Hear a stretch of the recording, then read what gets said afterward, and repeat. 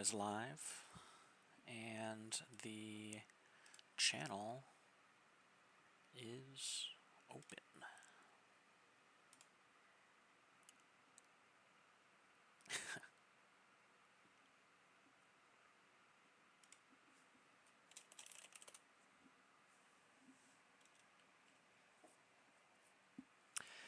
As usual, we'll give people a few minutes to get in. Somebody say something. Hello. Alright, desktop audio is good on my stream. Last time I think it wasn't capturing the audio for some reason, but now it is, so we're good. Okay.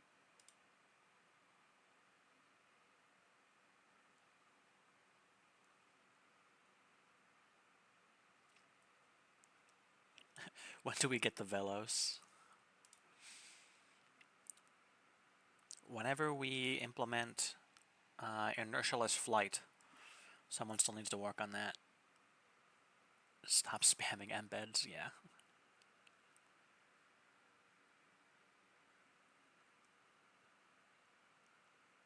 Fellow Starmadian says you should all talk about the long-term impact of gamifying ammo by making it available everywhere. You have a moral and a civic duty to. Yeah, that'll probably come up. Jimmy says, new requirement to attend the Campfire chat. You gotta use the ES clan tag. This is true. If I don't see you with the tag, your questions will be ignored.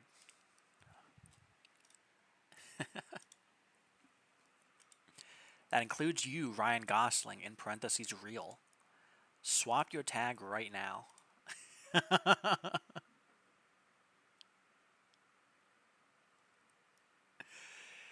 You are no longer a member of Cafe Osage. You are now a member of the Endless Sky cult. No ES tag, okay.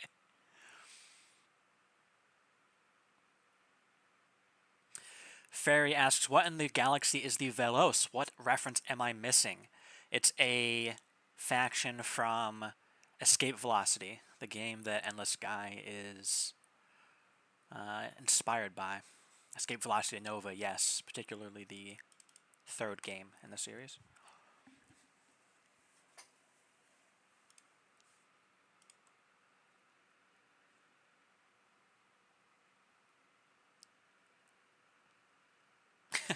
June says, wait, I've been here for literally 10 seconds, now I'm in a cult? Yep, better get used to it.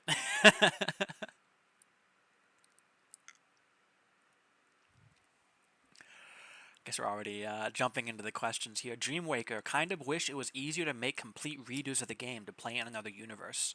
You mean like total conversions? We do at some point want to make total conversions easier than they are now, but at the moment the general advice is to just place a galaxy like very far away from the vanilla content and then just try not to use names that match vanilla content. And in that case, you're not going to have conflicts. But we definitely do want ways to make it easier in the future. I know one thing we talked about was potentially making it so that vanilla content is effectively a plugin that you can disable just like any other plugin. So you would, if you want to have a total conversion, you would just disable the vanilla content plugin, quote unquote, and then activate the total conversion plugin. I will note, though, we have no questions in the submission box, so unless people start putting them there, this is just going to be a matter of reading through the Discord chat.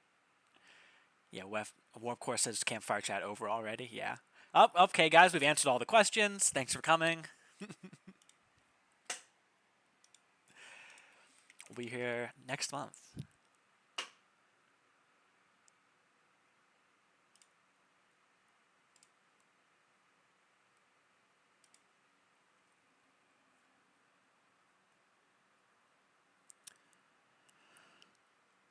Pyro Dice says, I miss the old EV games. I wonder if somebody could pour those into this. Or port those into this. I know there's been attempts. I know that there was a folder of ships from, I think, the first EV game floating around. One of the big hurdles with that at the moment, though, would be the fact that we just don't have all the same mechanics that the EV games have. We do have certain issues open on GitHub to get to those. And I know that Warp Core, I believe, has something that ports the old EV stuff into ES data, right? I think I saw you working on that.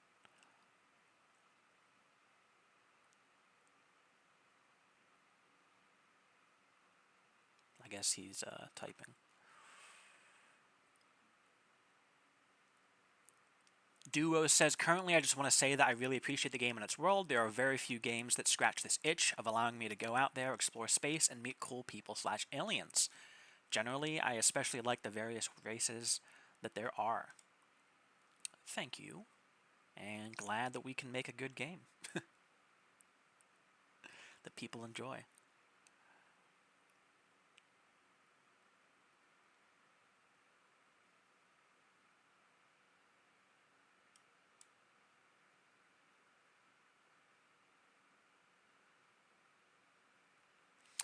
Warp Core says, I was working on what is essentially reverse engineering Escape Velocity Nova by modifying Endless Sky, but it doesn't work currently very well. So yeah, there's definitely been attempts. Okay, now we have a bunch of questions. Yeah, it looks like Warp already answered the first one here. The first question, lore question. Does the Republic have any knowledge of the Remnant? There are Remnant jobs, I think, where you can spy on human space and stuff. So they do have some presence in the region. Hold on, I have to, as usual, word wrap this, because it doesn't automatically word wrap. I feel like it would be in character for some elements of the Republic Intelligence Agency to be aware of the Remnant to some degree. And Warp's response, if I can find it, I swear I saw it. Not that we know of, though you can tell a deep scientist about them, yeah. Spoiler alert there. There is a mission where the Deep learns about them, but whether the Deep tells the wider Republic is currently unknown.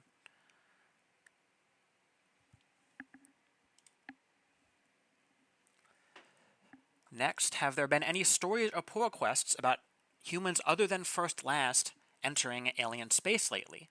The only one I know of is an author going to the Coalition. Forgot her name. What was it? Question mark. Are there any other such stories already in vanilla that I just haven't played yet? Warp says, oh wait, she doesn't go to the alien space. Referring to the Nanachi. I really misunderstood that question. Were you reading it in terms of like alien captains who do stuff like First Last does? Yeah, there's instances where you go back and forth from high space, but that's more of like an obvious thing. But in terms of aliens outside of the high, I don't recall anything at the moment. Although there are certain hints at there being other humans out there, like you, who have access to jump drives and have explored around. It's just that you haven't met them at the moment. There's no missions to meet them. Not to say there couldn't be. Warp says, I have a pull request chain of missions where you take Amy to meet the Wanderers. Yeah, that's been sitting around for a while.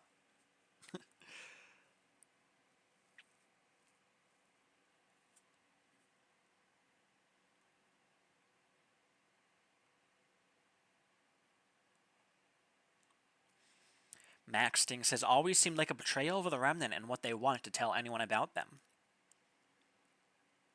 That's why it's up to you whether you do or not.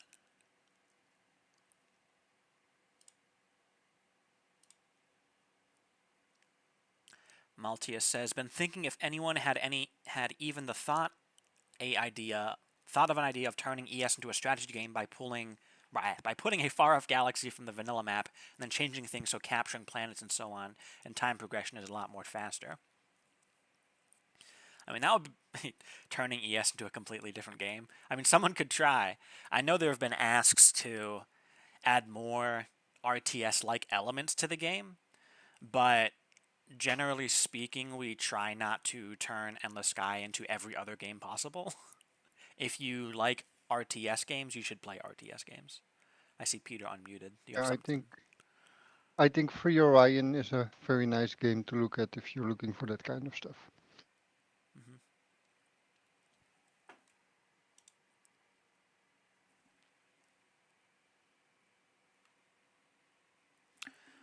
Up next, how bad is the Arfecta nerf I've been hearing so much about? I only just got my first Arfecta recently, so I don't really have any idea of its capabilities pre-nerf. I've played the game for like 8 years or something. I've just been bad at the game. I wasn't super involved in that balance change, but to my understanding, it's not like. I mean, maybe by the numbers it's a big nerf, but it's still like a super powerful ship, so it's not like you're missing out on too much. I saw Doom was typing. I know he was a bit more involved in that.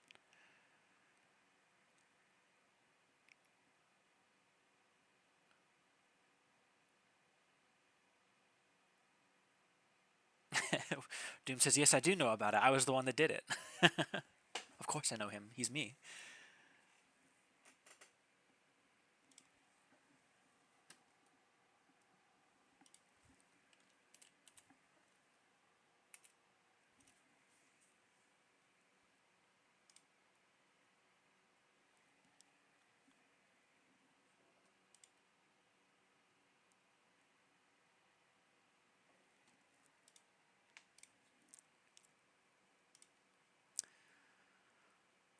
Let me see if there's any other short questions I could answer while Doom is typing.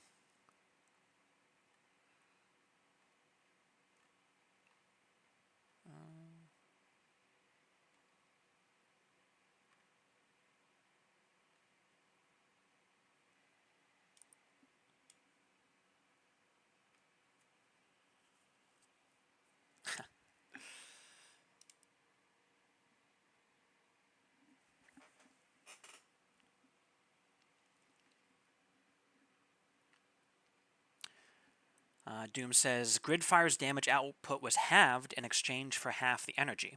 The Tier 3 anti-missile's fire rate was slightly nerfed, and the energy cost slightly reduced. The Arfecta itself lost a load of excess energy generation it didn't need, lost 25% of its shield generation, and no longer has no fuel cost when cloaking, so there is now a cost where previously there was not. Cutting the damage in half sounds like a lot, but like I said, it was already such a powerful ship, and it's still a very powerful ship.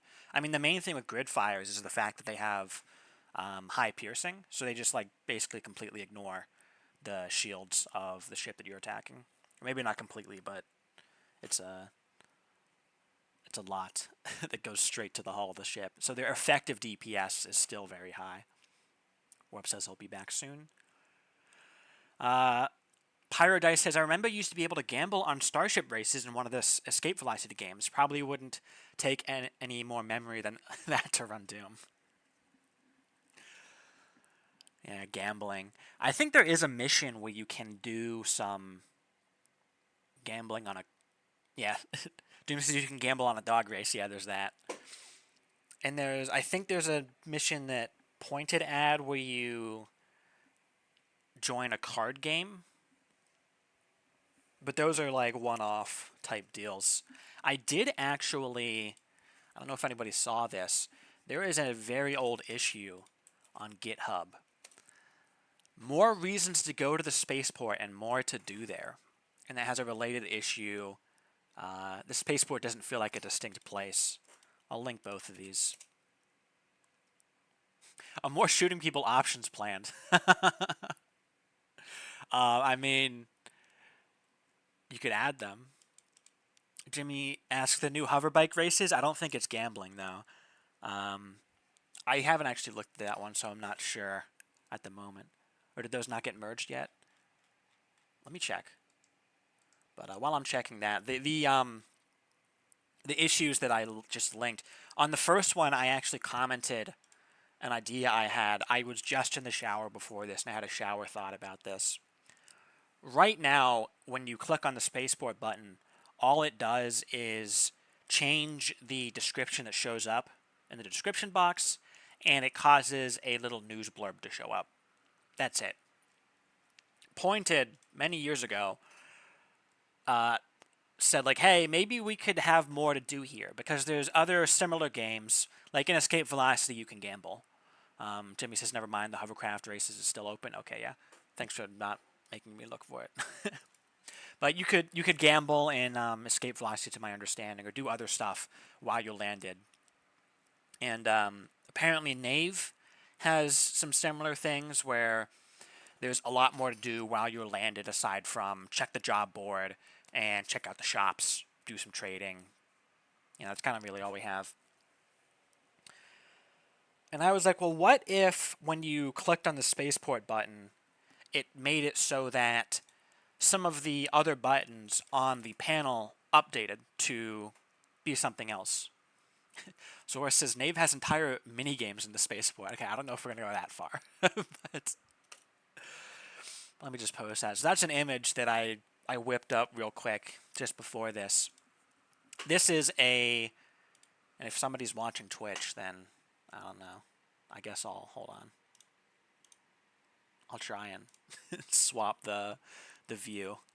Okay, there we go. Now both. Now the VOD can see it. Okay, but the idea I had is, what if you click on the spaceport button, then it updates what some of the other buttons do? Because right now it's you get the same set of buttons regardless of whether you're in the spaceport or not. So this would be what it looks like when you're, well, that's just a normal panel right now. And these buttons could be tied to attractions of that spaceport.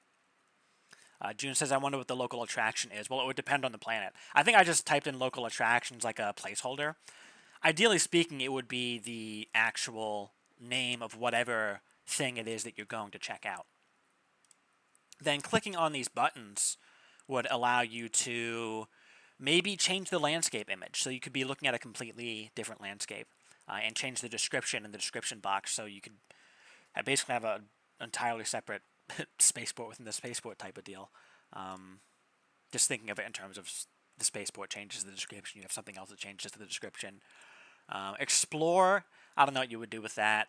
Maybe you just update the news that shows up. Maybe there's special news that shows up if you're exploring the spaceport that's not normally what shows up.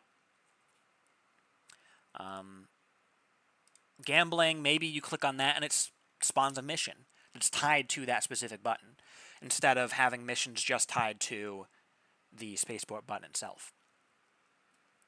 Basically, the idea was just update the buttons, be able to tie them to other things that you can change about the planet or other things you can do, and then we would be able to flesh out spaceports with a lot more functionality to them, aside from just being the button you click on because you are hoping that you get a mission offered, and maybe because you want to read some of the funny news or look at the spaceport description.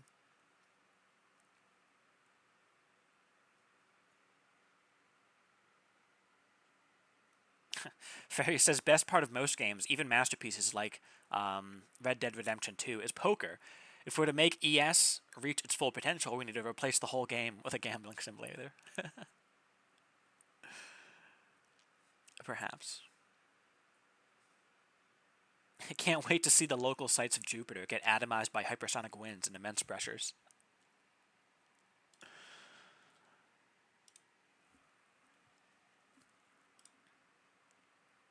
Gambling is the money hole that Endless Guy needs. June says, the image changing would be a lot of work, wouldn't it? I mean, it would be really cool, don't get me wrong.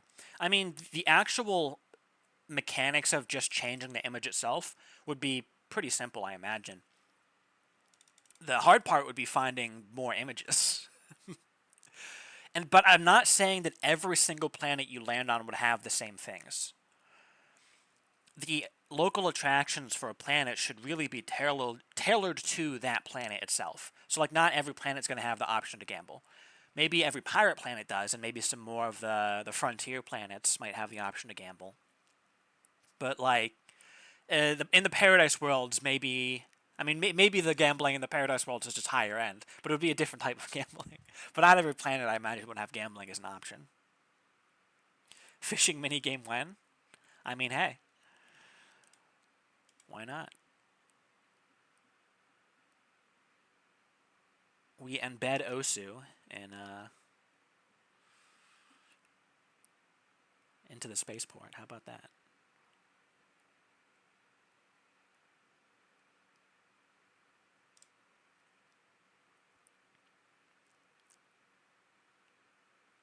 Crustaceanus. Are we going to do anything about hiring crew, or about the hire crew button, with different types of crew or salaries possible? Also, not add the option on alien planets where they might not be want to hop on your ship. Doom says we don't have any plans to do that in the immediate future. Yeah, as far as hiring crew goes, that's an intentionally simplistic mechanic. We don't really want to have crew be a resource where you're constantly like, oh, I need to travel back to human space to be able to hire a crew because none of these aliens want to hop on my ship.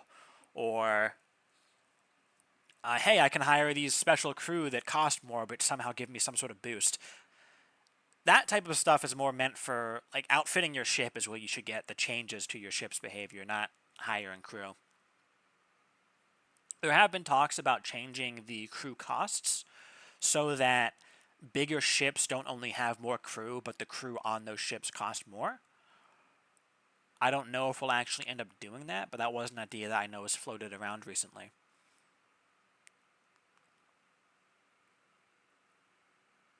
And then something similar for, like, if you have extra ships in your fleet, those extra ships might cost more in terms of upkeep.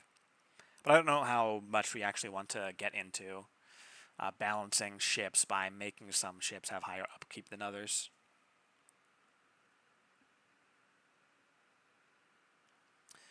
Jimmy says, actual suggestion along the lines of crew costs, have the luxury accommodation outfit on a ship reduce the crew upkeep.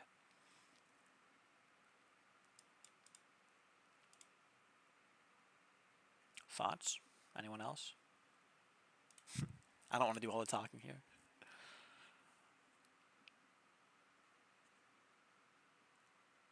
Fishing minigame. A lot of people talking about this fishing minigame. We might have to do it.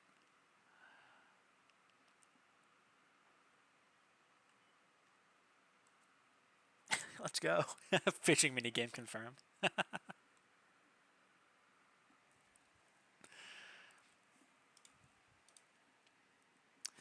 Alright, well, we're actually starting to gather some more questions in the submission box, so I'll return to this. As I am pretty new, I have no clue what is currently in focus development-wise. So, what is on the agenda? Well, welcome to Endless Sky. As far as development goes, first and foremost, if you go to GitHub, where we actually track all of our development, there are these things called milestones that we have. We can mark a particular issue, and an issue is basically just a bug or a feature request or something to that effect.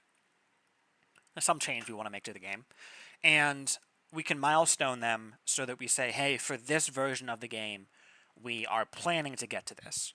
Now, I will note that these can be very fluid in terms of when things actually get done, just because something is marked for, so the next version is 0.10.15.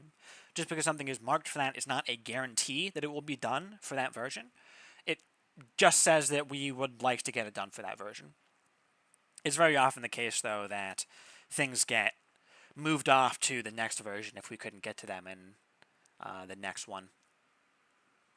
So that's a good place to see just generally what we have lined up for what we want to finish.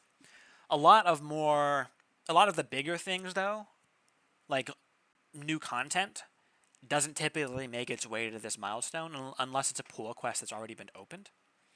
In which case we might milestone the pull quest. And a pull request is just some change somebody wants to make to the game. So that could be adding new missions to the game. Then outside of that, there are certain things that us developers will kind of get together and be like, hey, let's focus on this. But otherwise, since the game's development is very volunteer, very, come as you may type deal, it largely comes down to a matter of what each of us individually are interested in working on at any particular time. So some of the other devs, if they could jump in, hint, hint, you could mention what you're looking at, working on at the moment, and what you would like to get in for this next update. As far as myself, preempting Azure's inevitable question, I would like to work on high reveal and maybe actually getting something finished. I don't have any changes worked on right now. I've been throwing some ideas around on Discord here. Azure says, or asked, are we moving high reveal to be after the Wanderers? I'm going to play around with the idea. I actually do like the idea of sticking it after the Wanderers. Although, a issue that then came up was, well, at that point, the Unfettered are going to have all of Wanderer space. Oh well, they'll have Wanderer systems under their control. So how does that change the dynamics of the whole high Unfettered? I think I misspoke. The Unfettered will have systems in Wanderer space. So the high and Unfettered, how does that dynamic change if the Unfettered now have a lot more systems to work with?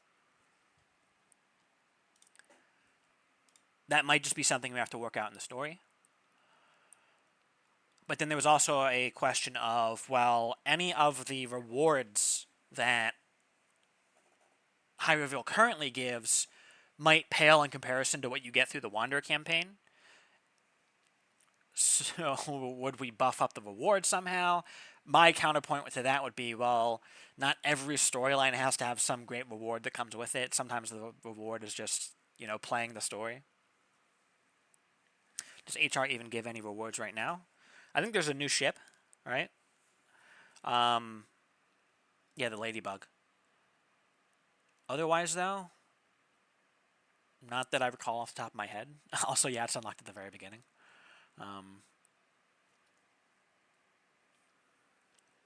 June says there's a carrier. There's the Pond Strider, but that is not a part of the High Reveal stuff, actually. That's older than High Reveal.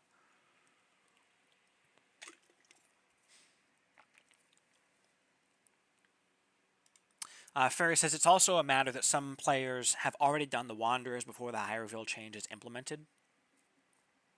Czech Warrior asks, what is HR? It's just short for High Reveal. And if you don't know, if you're completely new and have no idea what's going on here, there is a storyline in the game. The title of the storyline is High Reveal. The whole plot of the storyline is that right now, at the start of the game, the existence of the High, the alien faction, is effectively secret to the broader humanity. But the storyline of High Reveal is that secret gets out. And now you have to deal with the aftermath of the existence of the High becoming widely known to the people of the Republic and Free Worlds.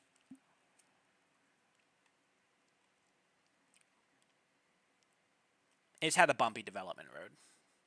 That's also something to keep in mind.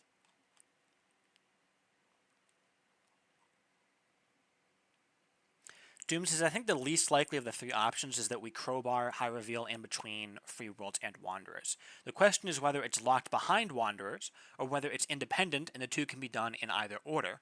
Personally, I lean towards the latter. Yeah, that was the other thing that we talked about potentially doing, was making it so that it's not a prerequisite for the Wanderers, but it is something that can be done in either order.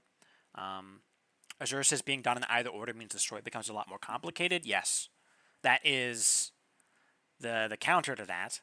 Although as you're actually, yeah, you point out, because high reveal right now is trying to involve a lot of scope.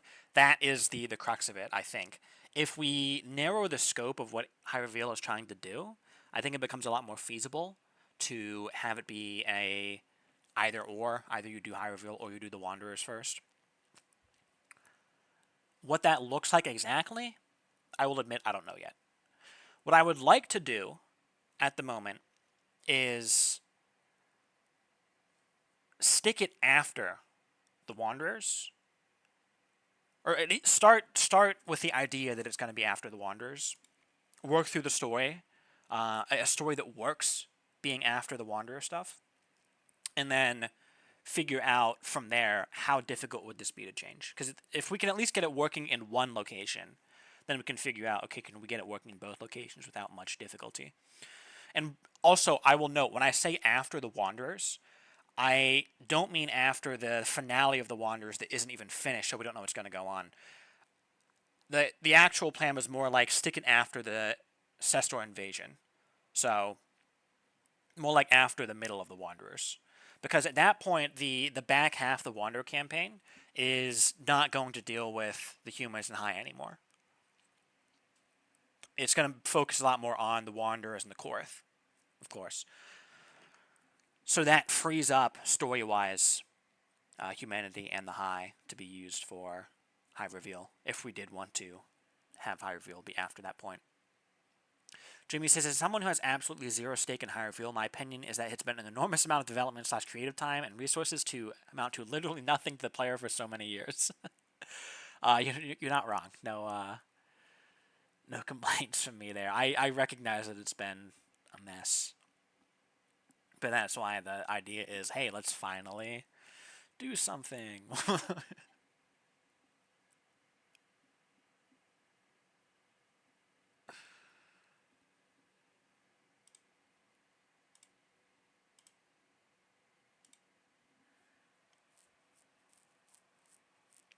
There is a back and forth on JPEGs versus PNGs in landscape images.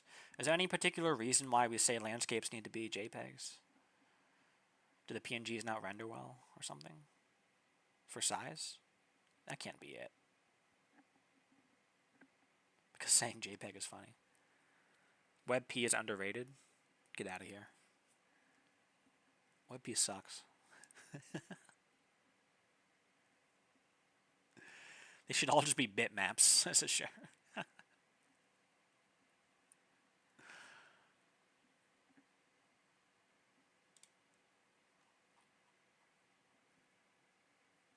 Hey, we love TIFF format. TIFF, yeah.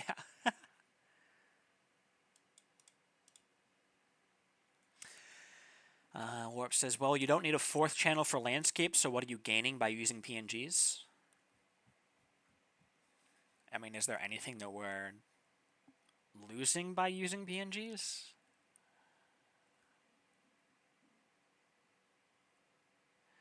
Anyway, I'm once again requesting for the high reveal files to be cleaned up. That'll happen. I would like to get something working by the end of this month.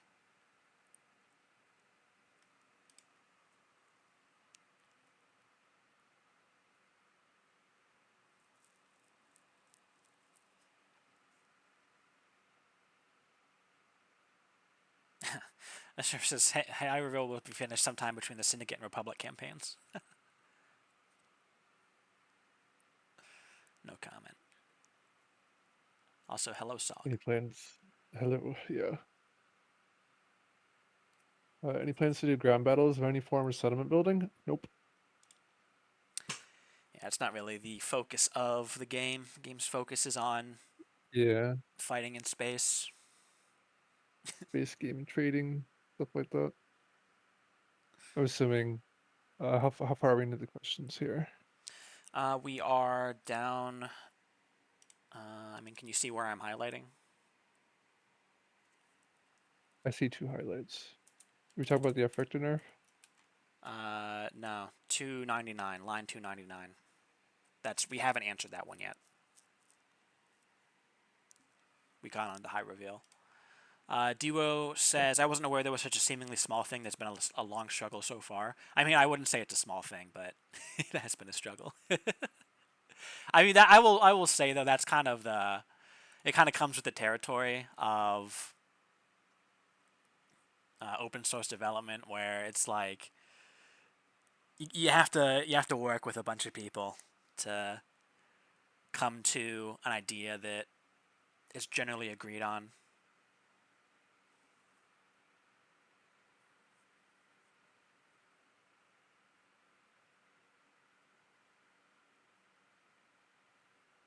ID strip.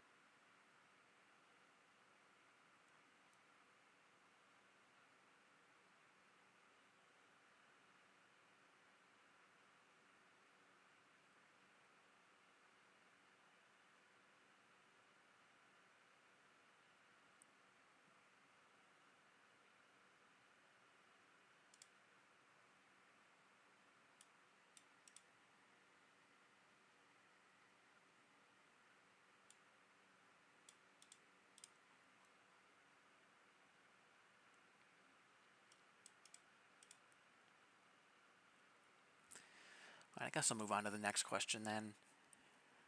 You asked for a question, so I will provide one. My question is a simple one. I'm gonna. Bro is just yapping over here. Don't read out the whole of that. Yeah, I'm not. I'll do it. No. Okay, next one. Is more Korth content planned? More everything content is planned. When you'll get it is a question of its own, and we don't have an answer to. Things just get done as people work on them.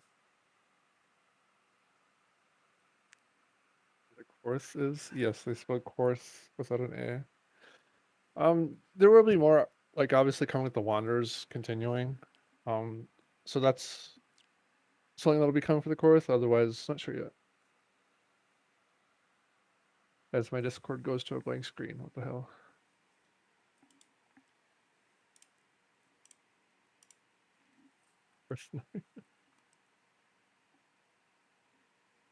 Somebody just add a note.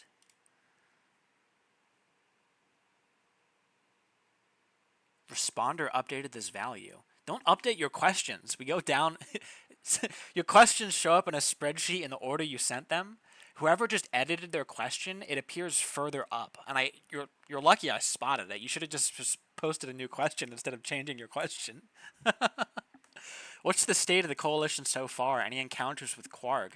Humans with books and literary agents. Seriously, who is that character? Can't jog my memory right now. The resistance overthrowing the government? Question mark. I mean, the state of the That's a lot of coalition so questions. far is play the story and find out, I guess. If you're asking in terms of development, Iraqi is busy. He is working on storyline content for the coalition, but that'll get done as he's able to get to it.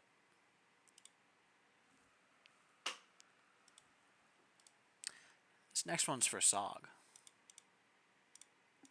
Huh?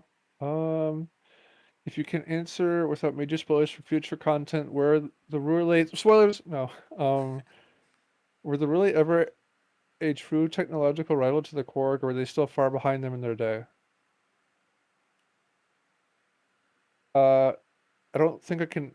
I can and I can't answer that without spoilers. I mean, it's kind of obvious that they built this giant freaking megastructure in the G3191 system, which manipulates stars. So I would say that's pretty Korg-esque kind of tech level. But as for were they ever like a rival to the Korg? I mean, it's not really a spoiler. I kind of already said this. No, like they were just smart. They did pretty high tech, but if they ever like fought the Korg or anything like that, they no. There's way too many Korg, and they'd be too focused on themselves. So, if you're thinking like, well, if there was like a war and the Korg fought the relay, the relay would lose. I thought it's just that. Fairy asks, is there a lore reason why the megastructure emits a haunting chant of tortured souls? Yes. That one, I mean, is already kind of explanatory by the fact that the singular rulership that exists is an amalgamation of minds.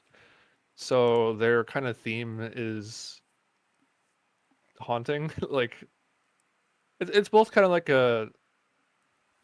a multiple consciousness thing, and I wanted to give them a bit of a religious vibe because they have a lot of deep lore and like religious sects, like sects, sects. Um, Otherwise, yeah. Uh, just kind of a design choice. I'm gonna spell it out.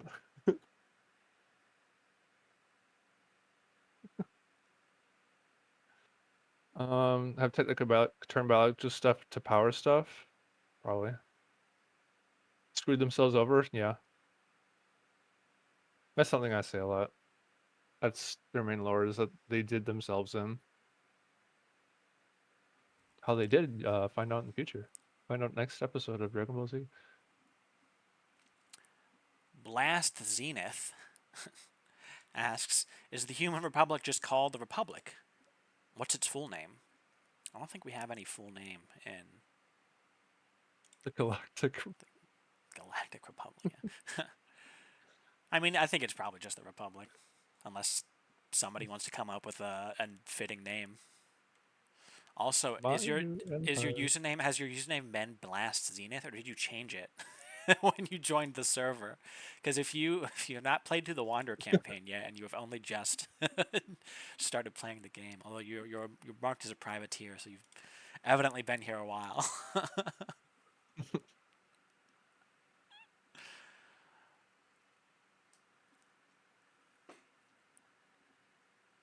Several people are typing. Can you capture the ruler ship? Never. It's not a ship. Well, that isn't it. It's whatever it wants to be.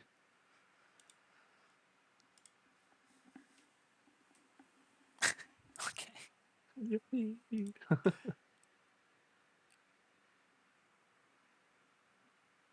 Zenith deserved it. Okay. All right, moving on. Yeah. When will I be able to paint my ship other colors than the free worlds?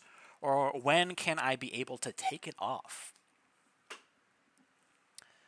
Well, when we have the other campaigns added, you'll be able to change your ship color to those other factions. In terms of removing the color to return to a merchant color, I mean that's certainly an option I imagine we could add. I guess I'd add the caveat to if why, and the reason why you'd want to change the color is just to have a different visual look in the game. But the paint in the game is based on the story and who you commit to in the main campaign. So if you are rocking free worlds colors and all of a sudden you just take that off and you're not really part of the free, like you're still, let's say you're not done with the free worlds yet, that seems kind of counterintuitive. Like it's the whole idea is that you're running free worlds colors throughout the entire campaign.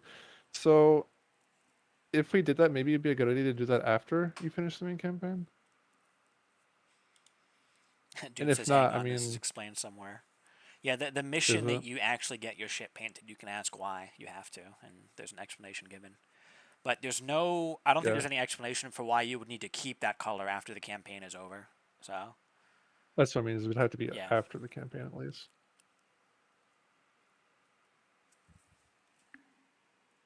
Although that being said, I don't think we should just have a paint like option in the outfitter because paint is kind of integral to the story and what faction you choose. So it wouldn't just be like a paint shop where you can just make your ship whatever color you want. At least I don't think it should be. Hmm. That's like prime plugin material, but it's a very popular kind of idea for plugins. But at least taking it off, I could see. But because paints aren't specifically visual to your ship to make it look cool in the game, they are specifically for factions. So if you're painting your ship a color, it should be for a faction, not just because you want to make your ship red.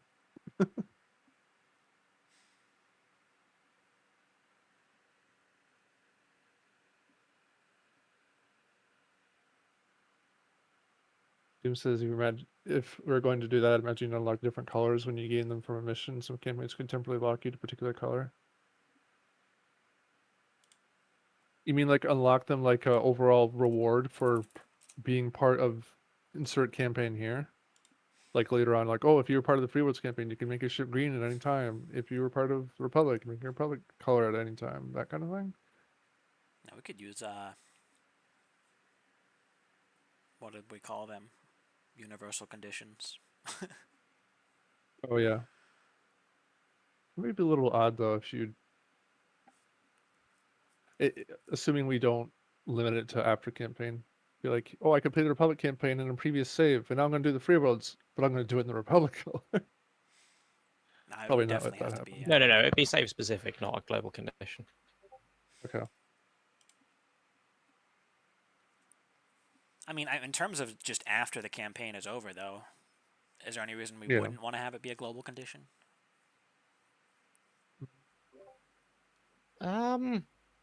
I don't know. I kind of feel like it would be better if it's, you've done this campaign on this character and therefore this pilot has the option of running Free Worlds green rather than just you've done the Free Worlds once, now you have unlocked green paint for everyone. I see.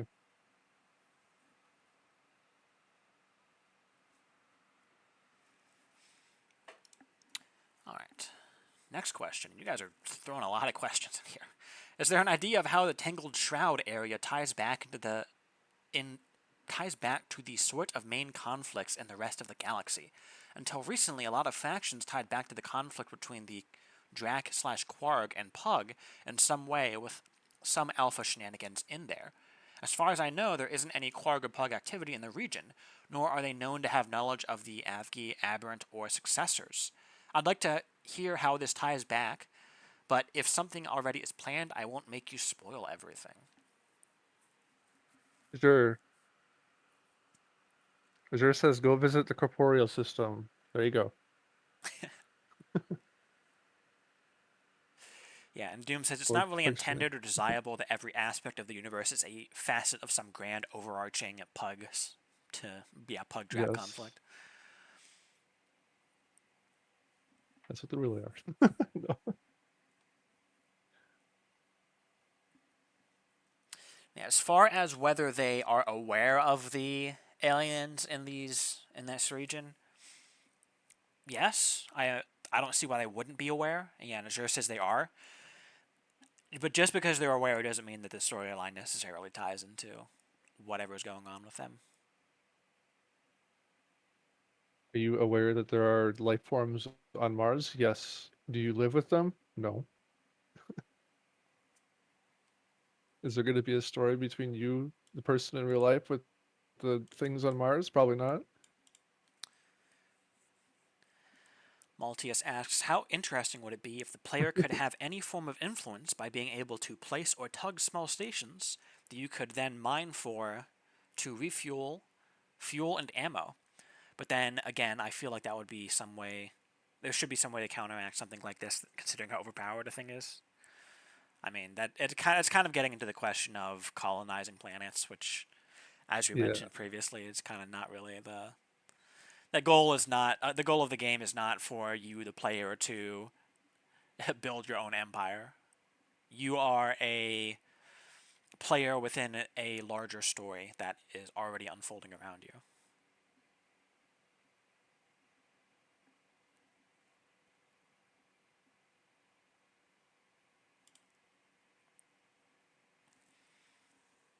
All right. Next up, are there plans to add more systems to the predecessor side of the Tangled Shore? It seems hard to believe that an entire empire occupied like 12 systems.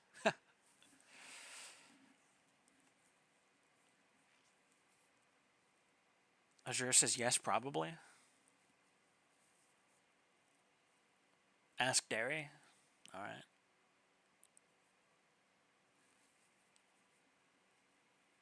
I was gonna say well, yes, like if that's what the plans are, then perhaps. But you also have to keep in mind that what you see on the map and in the sky is not the entirety of the galaxy. Um, it was said before that like there could be a quote Z plane, there could be systems in between the systems you see right now. The map is not the end all of the in the sky galaxy. There might be more in between, but for the sake of gameplay, the systems in the game are what you play around. But in lore, there are more than that. Is that I believe we said that with like a human space as well, We've said that in terms of. I don't think we've ever said that with in terms of the stars in planets general. that a faction has access to. I think that was just more a Okay, matter so like people were asking why can't we go to all these systems, and it's more of like a well, right, okay, the systems are there. It's just that we're not going to so add a million systems to the game. yeah, But it, I'm not sure. it's not like between Sol and Alpha Centauri, and maybe that's a terrible example because they're close to each other. There's nothing else between them. It's not like between Sol and what's it, Denebola is right next to the other direction. There's in real life there's probably more stars in that region, but that doesn't mean that in the story that there are more inhabited systems between that region. The inhabited systems you see are the inhabited systems that there are for the story. I would Imagine say, it'd because be otherwise, then the question is, well, why are these other systems never mentioned? yeah. Okay, I'd imagine. Excuse me, there might be more then, or we could add more. I would Looking at just the map, say, I mean, so the question says, it seems hard to believe that an entire empire occupied like 12 systems, occupied as in the past. Well, what you see now is not necessarily what there always was in terms of the that too. systems you can access. So, like the High for the Unfettered, for example, say that they used to have a lot more systems than they do now. That's a good comparison.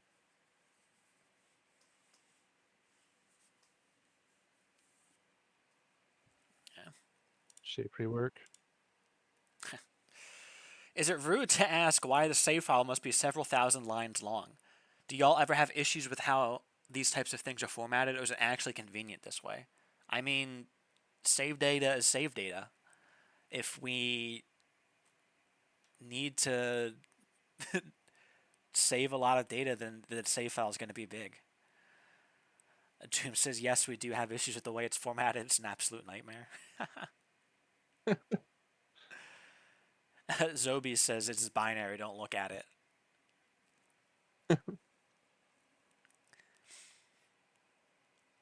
I mean, there's ways that we could condense the data, but then you wouldn't be able to read the save file for yourself and edit things easily. Yeah, Warcore asks, what's the nightmare? Yeah, I'm not sure what the particular issue is. For the most part, it's not Is like it's hard yeah. to look through. In terms of whether it's caused, in terms of convenience, well, convenience for what? If it's convenience for you to be able to look at your save file, understand what's going on, and read and edit it, then actually it's very convenient because it's very plainly laid out. If we were to make it not be several thousand lines long, then we would have to condense the information, and like I said, it would become unreadable, which kind of That's defeats why the I'm wondering purpose.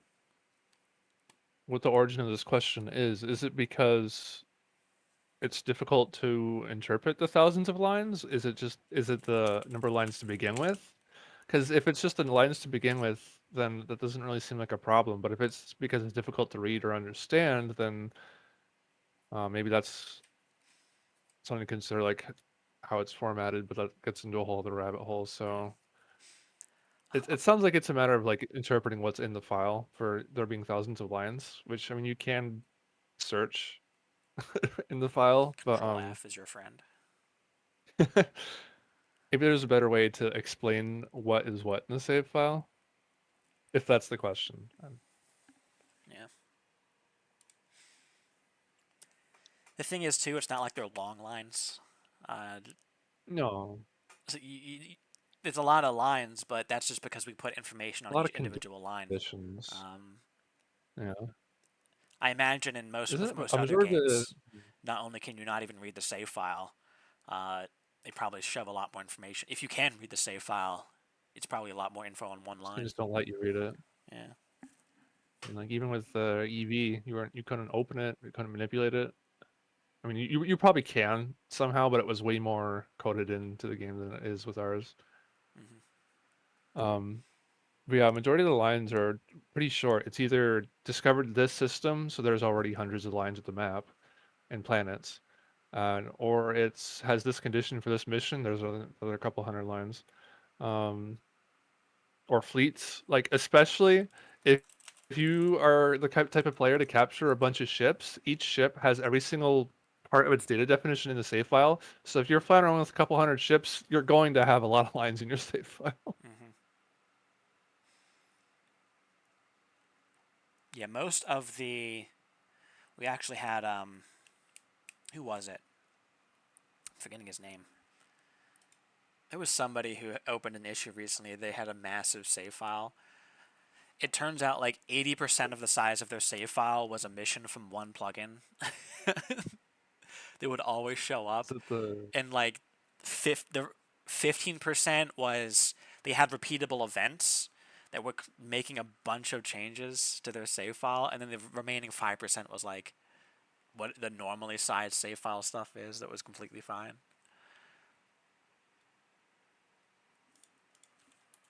I think it was wasn't it like the colony plugin, the attempt to make it so you could own planets and stuff, or maybe it was like No, it was a a factory I think that it's Mission Helper, which mhm. not uh only creates massive amounts of data in your save file, but it looks like the stuff you're looking for, but isn't. So it makes it an absolute nightmare to try and find anything in there if you've got that plugin. I see. Save files for most games aren't written for being read only by anything but the game, so even if they're in plain text, they're not going to be neatly formatted. So this guy's kind of unique in that way, and I like it, says June. Yeah. Yeah. Then, like I said, most games don't let you read it without Yeah, so that one getting a bunch plugin of tools. and repeatable events notwithstanding, and even with repeatable events, we're working on that, making it not as much of a pain. Yeah, I said that warp. Yeah, but aside from those two things, the save file is generally completely fine. Oh, and also if you have like 1,000 ships, it's going to make your save file big, but that's on you. Yeah. Even 10 ships, like ship Yeah, it's not definition that itself bad. has what, like 50 lines at least? Well, I guess it depends on the ship, but Yeah. it could be like 10, it could be like 20. It could be 50 if it's the Course Menace with 23 hard points and also like 23 bay points. Each bay point having 2 more lines on it. That time is yours. Added a persistent mission with 100 ships? No. Bro. The one right now has one that has 5. Where are you getting 100 from? Or was it like repeating? Did he not have it like make it so it didn't repeat itself and it just kept repeating in the save file every time you land? Is that what it was?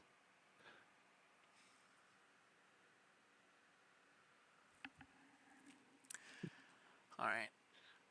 Okay. Also, isn't massive at pings blocked on most servers for anyone but mods and staff? Yeah.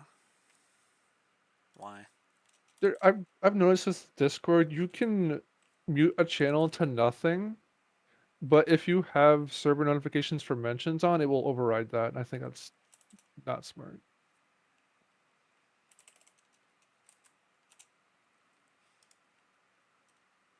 You have to mute the entire server, and then you might miss like role notifications or something you want to see. So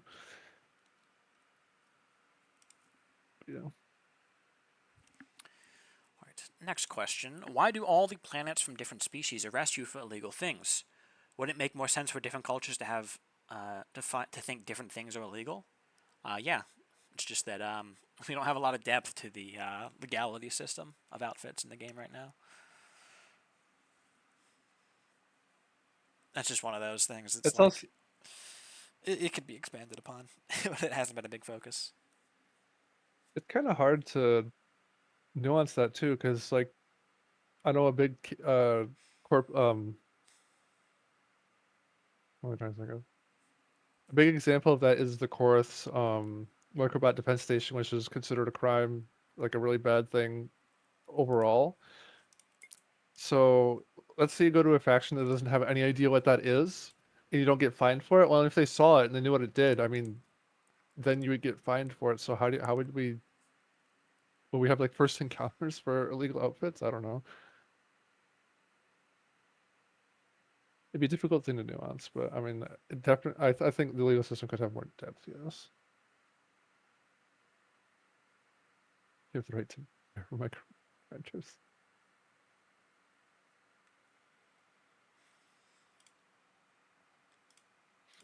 All I mean, who right. knows? Maybe Coalition think nerve gas is tasty or something. I don't know.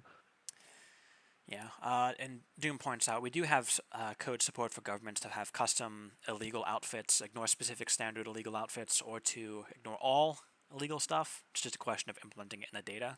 Yeah, there is some control over it, but originally there was like no control over it. Right, next question. Why do all planets from... Oh, and actually, I was just on that one. I think that making storylines not work without you is great for a first playthrough, but makes going through the free world storyline each time afterward annoying. As in, you would like it if the free world storyline just kind of played out on its own, so that you could access stuff after the main campaign without having to do the main campaign? Question mark. I'm not entirely sure what you're getting at there, because the stuff that happens after the main campaign is written assuming you did the main campaign. There's like characters there that are pretty important for you to know. And if it was the case that the storyline could just happen without you, would that always be the case? Would that only be the case in repeat playthroughs? If it was the case on at all, how would we handle it? Would it just be a timer? On a repeat playthrough, would you just like jump back and forth until the free world storyline finishes itself?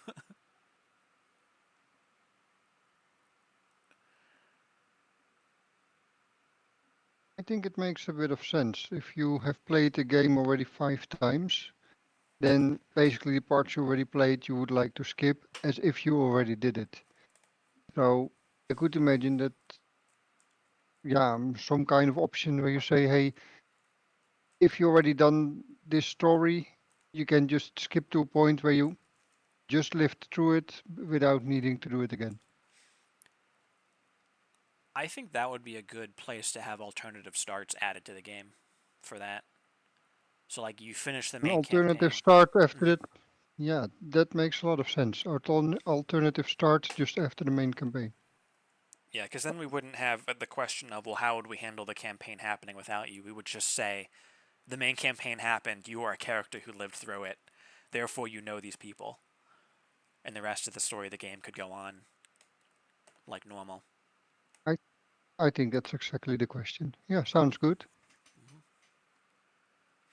Warp says that's what the high start was going to be, and Azure says, why wasn't that kept? I think it was because we were figuring out how it should tie into high reveal. And well, high reveal was so up in the air at the time, we were like, well, let's not be too ambitious with the high start.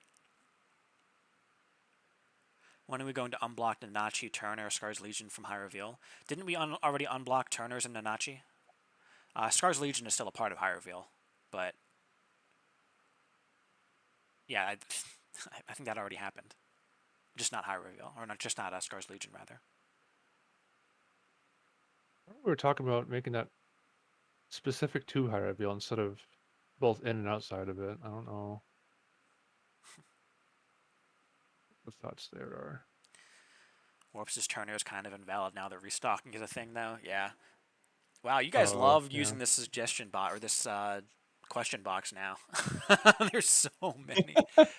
We've been like halfway through the questions for the past like 5 questions because I get through one and 2 more show up.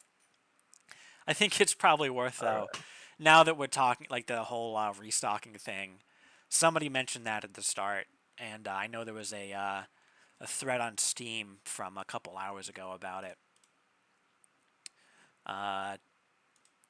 Anyone want to start with that, or should I explain what's going on? Zobi says, I don't know what the detail about this in detail. Is it like infinite ammo? Someone asked who decides the official lore. I do. Okay, so in terms of, okay, for the ammo restocking situation, as of 0.10.13, if you have a secondary weapon that requires ammo to use, that ammo becomes available at any outfitter on any planet you land on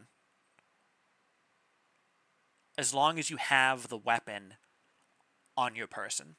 So it can be equipped to one of your ships, it can be in your cargo, it can even be in storage. As long as the weapon is available to you, the ammo for that weapon is also automatically available. The idea behind this is that secondary weapons have been a fairly major point of contention in terms of combat. One of the issues that a lot of people bring up is that they just don't like to have to travel all the way back to a certain location to rearm their weapons. Let's say, for example, you're using the Finisher pod from the Coalition, and you're playing the Wanderer campaign. Well, you're on the opposite side of the galaxy. So either you rarely use your ammo, if at all, because you don't want to run out before an important fight, or every time you do run out, you have to travel all the way back down to Coalition space, rearm, and then come all the way back up, or you have to have an ammo mule ship. You just stock up with as much ammo as you can in the bulk freighter, bring it all the way to the north, all the way to Wanderer space, land it on a planet, dump all of its outfits into storage, and then maybe repeat that a few times so you have a stock of ammo up in Wanderer space. But for a lot of people, they're like, this is too much hassle. I just don't want to I just don't want to deal with missiles at all. So the idea was, well, we've done a lot of things over the years to make missiles more attractive. We've increased ammo capacity. We've added the ammo capacity outfit so you can increase the capacity of the weapons you do have. We have made the weapons themselves stronger. I mean, we added storage. That wasn't specifically meant for buffing ammo weapons, but it is something that kind of helped buff ammo weapons by allowing you to create your own stocks of ammo. But there's still been people who are like, hey, I'm still just not going to deal with this. It's still too much hassle for me. So we were like, all right, well, let's just make it so that ammo is limited in combat because you can't rearm during combat. But once you're out of combat, you can rearm freely. Kind of like a more it's obviously a more gamey way of doing things. I need a sip of water real quick. All right. It's obviously a more gamey way of doing things. To just say that ammo is just freely available anywhere you go. Notably, we didn't say how it's available. There was no lore added around this. This was literally just a gameplay thing. Who pinged me? He asked you the explanation. Bro, I'm still going off here. You messed with my flow. You're fine. But yeah, so we added it purely as a gameplay experiment. We wanted to see how this would change how people use secondary weapons. And if you haven't done the survey that we release with every major Please update, do. yeah, there's a question in there about this. But the immediate rebuttal, or I guess the immediate bit of, or one of the immediate bits of feedback we got was, well, since there's no story explanation for this, it feels very, it kind of takes me out of the game. It ruins my immersion. For the fact that ammo is just available anywhere. The thread I'm referring to that just popped up on Steam a couple hours ago says, I'm only at the point where the High can restock human missiles, which does make some sense. But when I reach the point where the Wanderer ammo will be available in Coalition space, for example, that's kind of game-breaking. Neither of them can reach each other, so how the heck could that work? Some may call it a quality of life improvement, but as someone who has never tried missiles and was considering them, it makes me not want to. In addition to the mind-boggling factor, tech should only be available where it exists. Well, at this point, we're kind of stuck between a rock and a hard place now. Because it's like, all right, well, we made ammo freely available so that for gameplay purposes, people who may not have used them before now use them, but now we have people saying, "Well, I just think this takes me out of the game. I don't want to use them because it feels story breaking."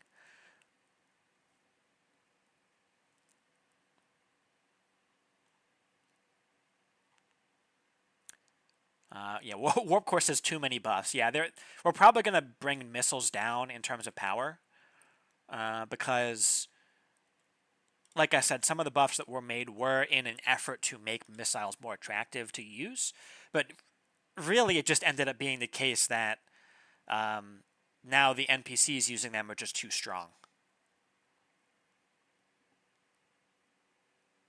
Yeah, and the NPCs have the benefit of they don't technically have to reload and the player does. So it was Yes. one of those try and make it a bit more equal because we want to have the AI and the player have access to most of the same things and not have them have one benefit over the other. So in ammos in like big fights, like the NPCs don't have to reload, but you do. So, well, I was gonna say something.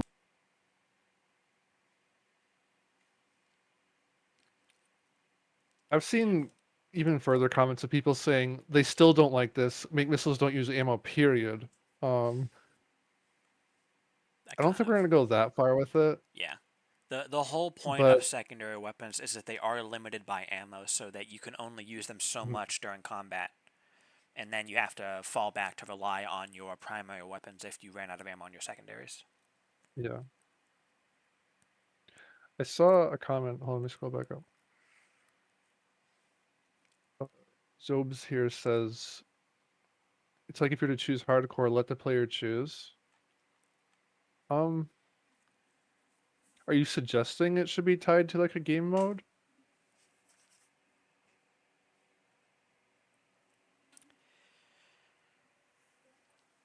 Hmm. I mean, we theoretically could. I What I'm thought wondering is of. because Go ahead. I was gonna say, we could have like this comes up a lot with other parts of the game too, like fleet size, what have you. I mean, maybe we could have a mode of the game where this is like, you play a game like I don't know, like Halo or something, and there's like this is the intended experience to play Halo, and then there's like super hard mode or insane mode. Maybe we have, if we ever implement, if slash when we ever implement like difficulty modes, maybe we have one that says this is the mode that Endless Sky is intended to be played as, and maybe another one is what triggers whether or not you can restock at Outfitters everything. That would kind of split it down the line where some people would play one mode for like the lore reasons and other people would play the other one for gameplay convenience. So that could be something to consider. Hmm.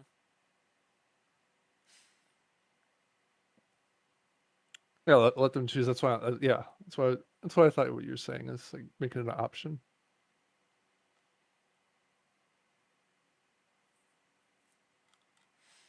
Yeah, and Thank you for those who Doom. joined. Yeah, Doom says I am considering recharacterizing it as there being fabricators inside the launchers that manufacture the ammo from raw materials.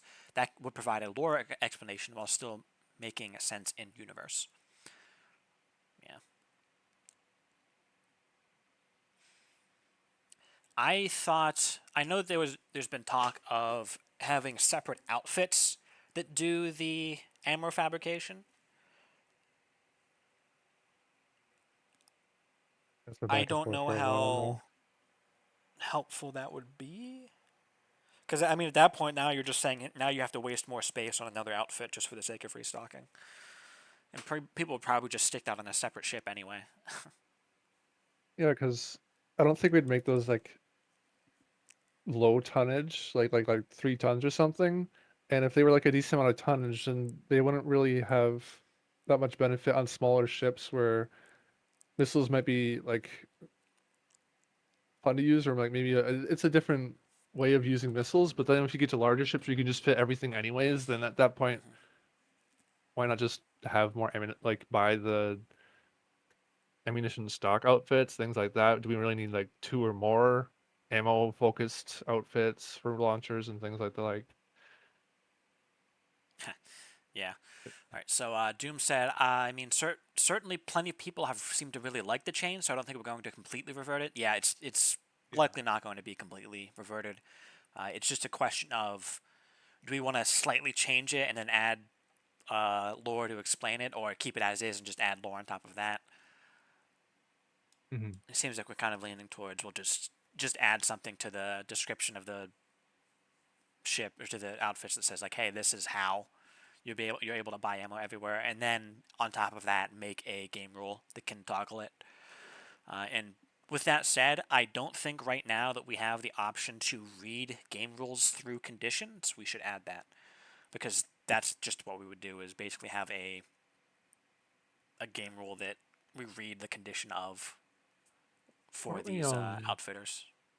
I don't know if it was Peter or Ty or someone else, but I think we were talking about one time not just having the game conditions as something you can edit in the files or in the menu, but like having an actual its own window in the menu. So like also with what we might do with difficulties. Um, I know we have like toggles for things right now, but they're kind of buried in the preferences. So part of me is wondering if we should have a separate um tab for them. Yeah, I mean that's a longer term thing. For those who don't know, and for those who have played Minecraft, we have game rules that you can toggle. In Minecraft, when you're creating your world, you have the option to set the game rules that you want. We don't actually have any option like that right now. We don't have a UI like that. But if you go into the files of the game, you can change the game rules. So eventually, we do want to have that be an option that's exposed to you to be like, hey, here are the game rules that you can tweak as you want. And then we would probably have certain presets. So like you'd have the vanilla preset, but then there's maybe like a hardcore preset that has permadeath and removes some of the easier parts of the game. Maybe ramps up the difficulty in some respects. And then if you would also have the option to change whatever you want in terms of the game rules. And probably we would also have the option for plugins to have custom difficulty presets or like custom game rule presets that would show up as a difficulty level. So if there was like if there was some set of conditions or settings or whatever that people really liked, they could share those as a preset in a plugin. Instead of saying, "Oh, well, change this, and then change this," you would just give them the whole preset. The Maricat says, "I'm just going to say Lincoln said it best. You can please some people some of the time, all of the people some of the time, some of the people all of the time, but you can never please all people all of the time." Yeah. Yep. Game dev is a balance. And to get back to the game rules we discussed earlier, are we expecting every game rule to be modifiable in a very easy way, or do we also have different classes of them?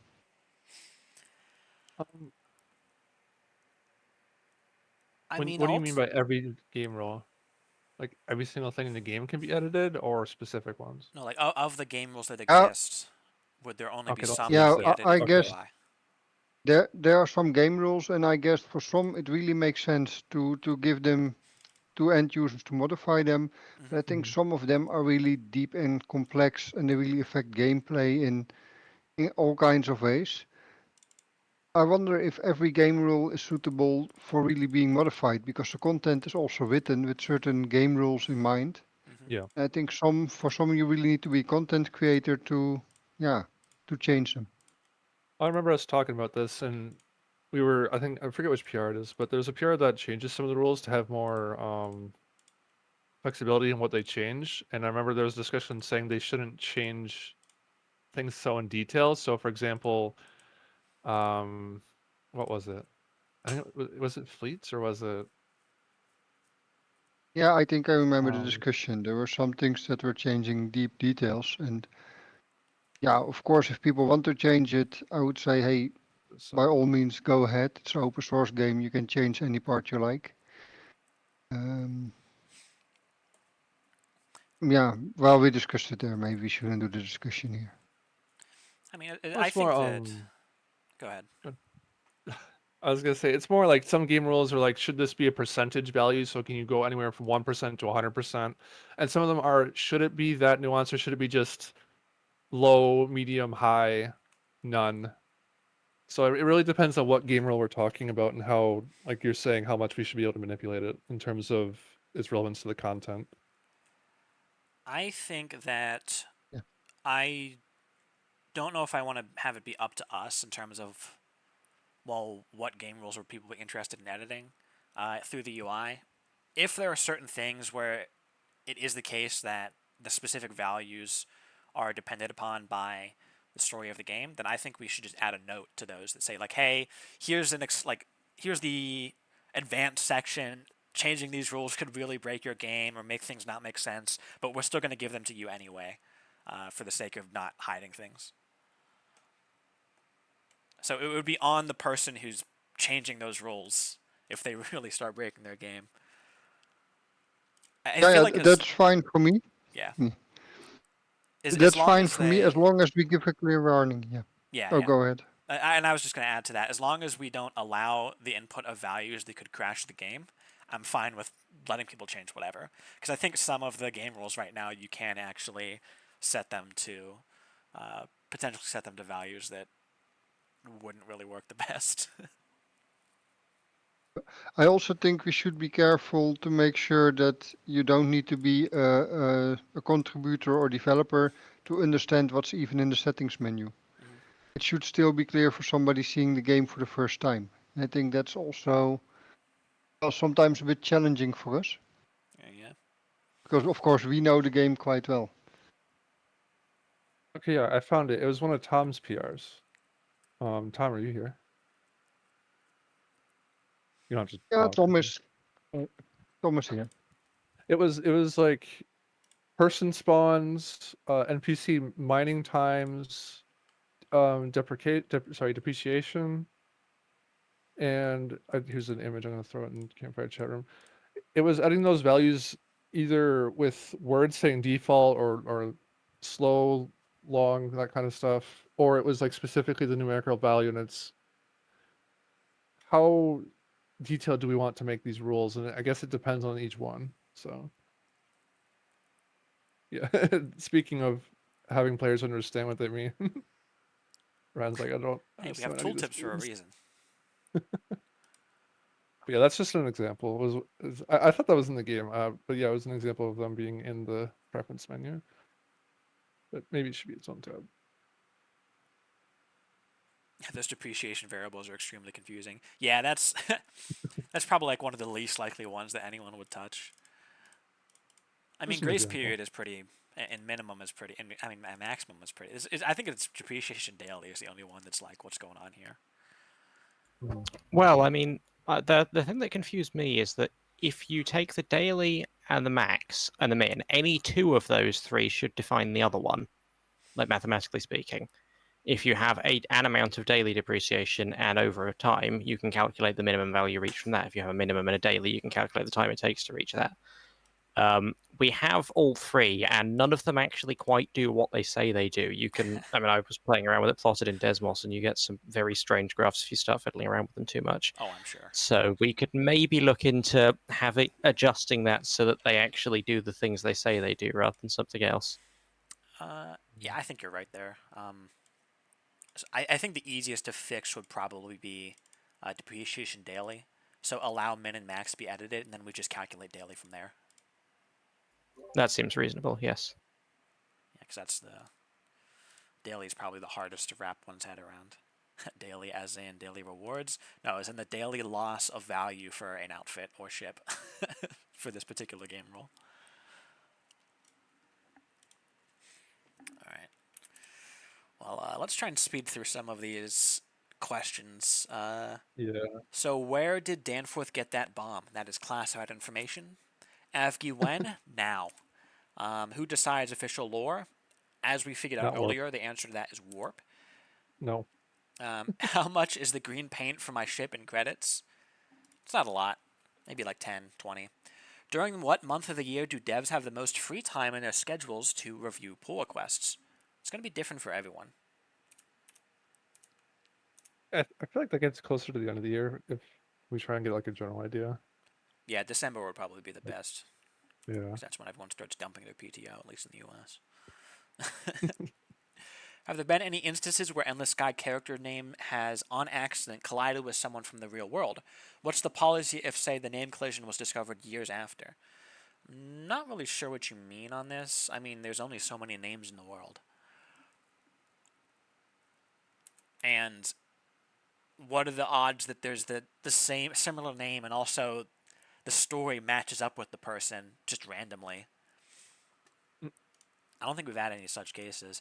I know that for the Remnant, there was a question on how Taylor's name should be spelled because she is based off of a Mass Effect character. And we were like, well, should it be the exact same name? It should be a similar sounding name. We went with a similar sounding name. But otherwise, there's not really been anything like this. Yeah, and Doom says, I can imagine we'd look into if it happened to be an association we really didn't want.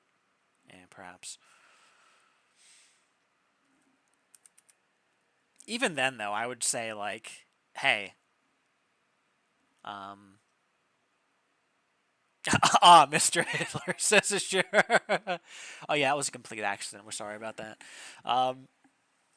But even in terms of, like, if there was a name that lined up with someone, if we could point to, like, hey, we've had this name for a while, would it really be the case that we would need to go changing things just because some world event happened where now some name matches with some person that everyone now knows? Didn't we change one of the Shiragi fighters' names one time because it had some dodgy connection somewhere? Not that I recall.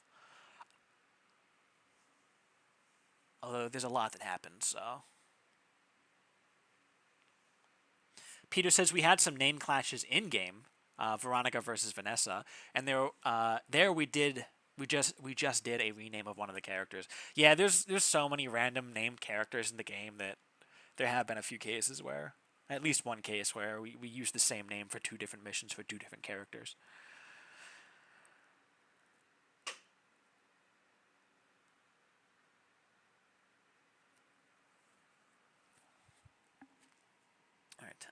This is more of a suggestion, but add more big fights. Those are the funniest missions, in my opinion. You can create more big fights by having a lot of cargo and not a lot of guns. It suggested that the human pug are still around somewhere. Like, where did they go? They're among us.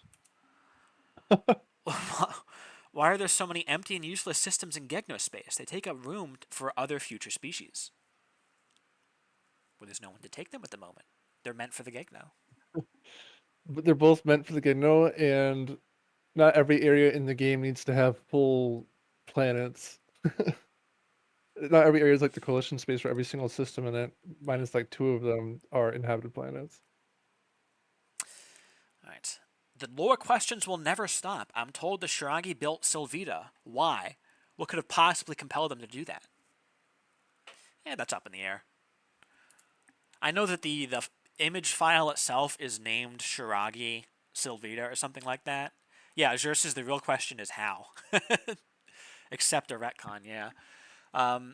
But there was never really intention, at least from us, for that to actually be the case.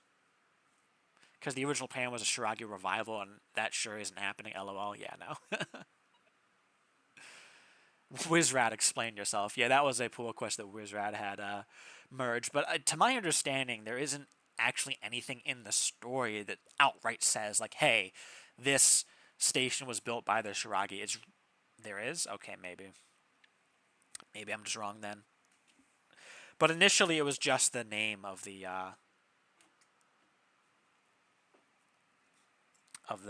image.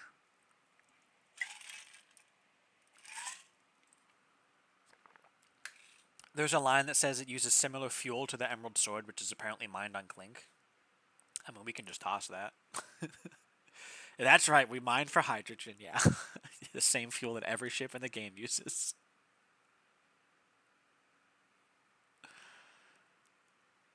Babnos says, I get empty space, but some of the new southern systems, when you jump to them, must then fly for a minute straight to get to a landable planet/station. Pretty sure I saw one with 2 landable planet/stations that were also like a minute apart. minute. What? Yeah. You must have a slow ship. Yeah, Are everybody's you are going a you minute. saying in terms of not having fuel or fuel regeneration?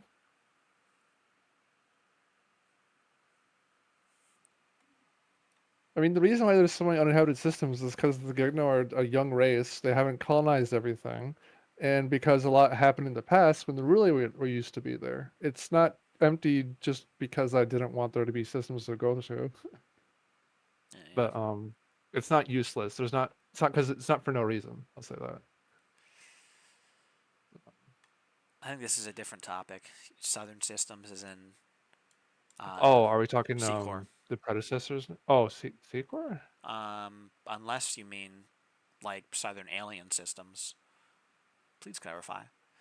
Also referring to pressing W to move forward in the system itself, not traveling between systems. Oh, well, that's different. That's based on the stellar distance when you jump in with arrival distances. Azure says there's like one planet that's very far away, and it's explicitly a Pluto analog. Hmm. It's arrow to go forward. True. Arrow gamers.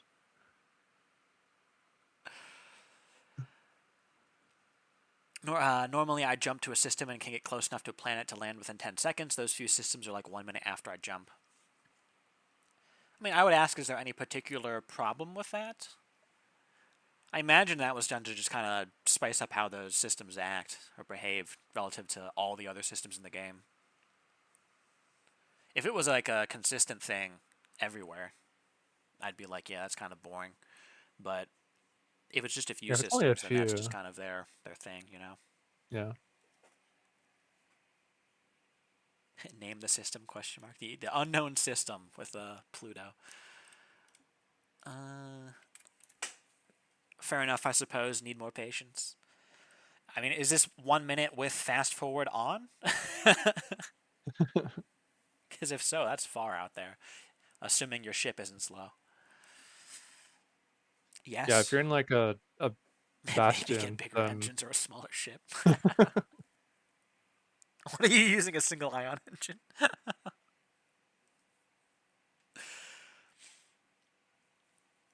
Christine says, with empty systems or spaces like with the Gugno or some Chorus space, I get that it's empty, but do we want to leave it empty for people or can new species take it up? Um, I don't know in the case of the Chorus probably not, but in terms of other species like the Gugno, probably not, because when we add new systems in the map for a species, typically it's based on that species lore and what's going on in their story, so they're not like game for adding stuff into it with some other species. Um, it's like saying someone in the country has their big farmland and that farmland's big enough to put your own new house in their backyard or something like that. So there's plenty of other room on the map for other species. So yes, there will eventually be a time where the galaxy will be filled. No, we're not expanding the galaxy this year, but Again. that's a long ways down the road, and potentially it really depends on the story of the species as well. So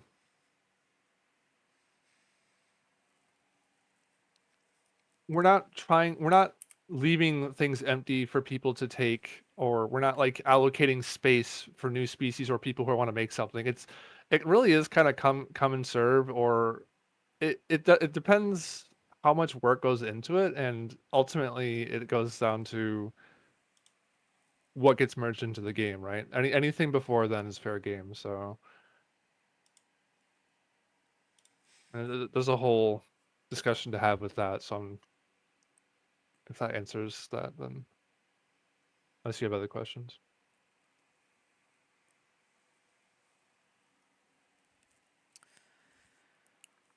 Do asks lore question. How long have the Korth been fighting themselves at this point? Too long. You can actually get an answer to this in game. You have to put some puzzle pieces together, but Are we talking the automata I imagine. or the exiles and Efrat? Because technically they don't like each other.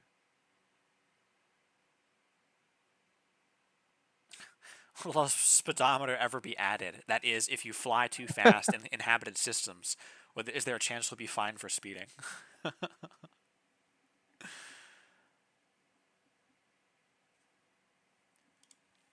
No. All right, let me get back to the submitted questions. Is there anyone in particular in charge of the creative direction of lore and canon, or is it that also every man for himself? It's a collaborative effort. People come up with ideas, we provide input, we have a back and forth to figure out how things should be tweaked, if at all.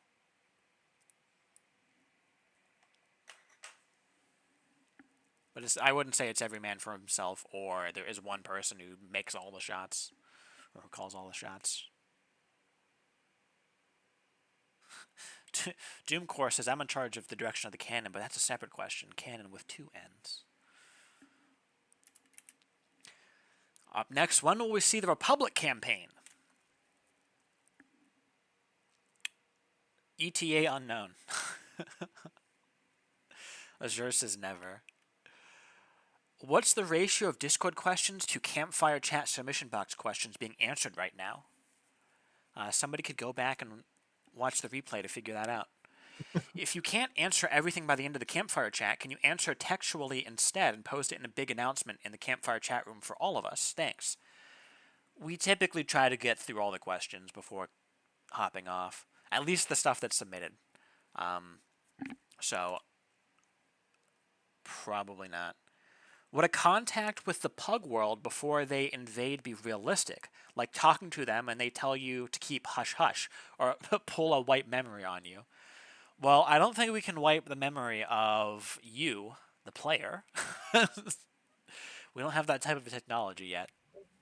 Yeah, sure. There already is a bit where you meet the Wanderer Pug too early. We could add a similar thing where if you meet the human pug when you're not supposed to, that would make sense and would be a reasonable thing to do.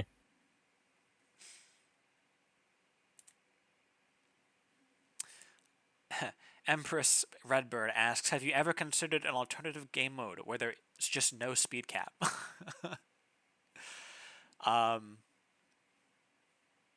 There have been people who have talked about removing drag from the game.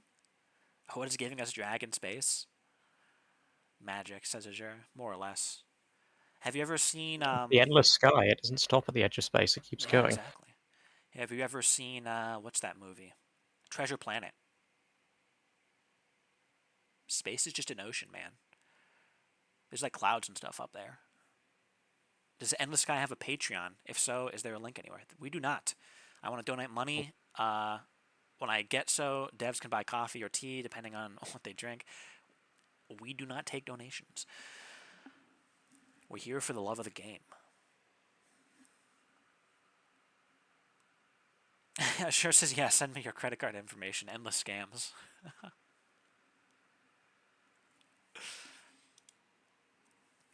All right. We're getting to the end of the submitted questions here. Just a few left. There's one mission in the Wanderer storyline when you get to punch a Republic intelligence officer in the face. I think there should be more missions where you get to punch characters in the face without repercussion. This isn't a question, I just wanted you to know. Okay. Is it the same person who asked, can we get more options to shoot people in the face earlier? Warmcore says this is not GTA. Ferris says, can you imagine drunk driving a Free World's Dreadnought? Doom says, noted. The people want more violence. Ziproot says, shoot James. There will now be a 1 in 100 chance when you start the game that a fourth option will show up when you first encounter James to just shoot him right then and there. Shoot Tomac, bro.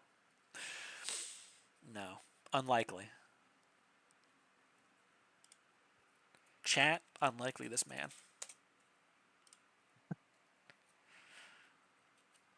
Alright, we found Derpy's insert character. Sure, why not? Why do fighters cost so much? They die almost instantly, which makes daily use of them not practical. A lot of the cost comes from the outfits themselves. Azure says remove fighters. I, hmm. I mean, a There's fighter not. in There's. itself is like a. Go ahead. Go ahead. No, you. No, your turn. Go ahead. Doom Course says, yeah, most of the cost is the outfits. Yeah, there's not much we can do to reduce the cost of fighters. Yeah, Peter says, make fighters available for sale everywhere once you have the base to fit them, similar to missiles. Yeah, that's something I had actually mentioned before.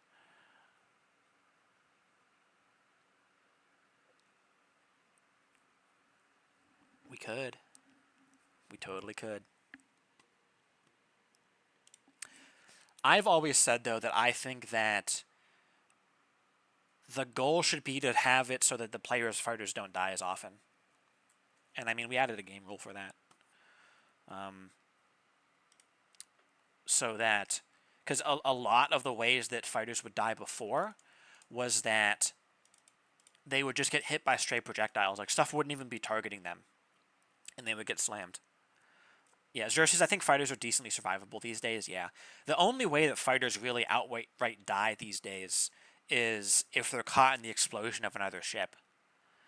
And as far as that goes, I I know a long time ago I threw out an idea of what if we had it so that certain ships, when they were disabled, could have like emergency thrusters that kick the ship Yeah, out of the area that combat is happening, and that would make them even more survivable. remove track. No, don't do that. Then they Removing won't drag for stop. yeah, if they wouldn't stop, you would never catch them. Yeah, I've seen that on fighters that had a little bit of thrust and then ran out of battery power. It's very annoying, so we don't do that. Yeah. And wasn't there a, doesn't Sam have a pull request to change that so if a ship is out of energy, it gets drag applied to it? Yeah, it's a long time ago. I haven't played recently. Yeah. Not that it was merged. I think there's actually an open pull request for it, and we just haven't gotten around to it. At least I Okay. feel like I recall that being in discussion, so that battery-powered fighters were more reasonable to use.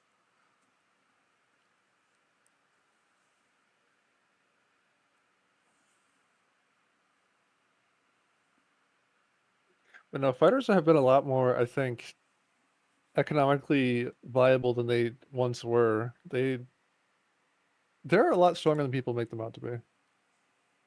Yes, they die, and yes, that's 200,000, but or 100,000 between there, something like that, unless we're talking alien fighters. But if you're flying like 2 or 3 ships in a fleet, and one of them's got like 6 fighters on it, or maybe you have 4 or 6 fighters total, that's still like a ship's worth of damage, especially swarming a single target. If we're in a giant fleet battle, that might be a different story, yes. But fighters are pretty effective on their own as is, and in that example, 6 fighters, 200k each, about a mil or so. 6 fighters can do an Argosy's output of damage pretty easily, I feel. Argosy's about what, mil and a half. So there are cases where they can die easier because of alpha damage that just destroys them instantly, and maybe that's a missile issue. But I wouldn't say that they're costly inefficient.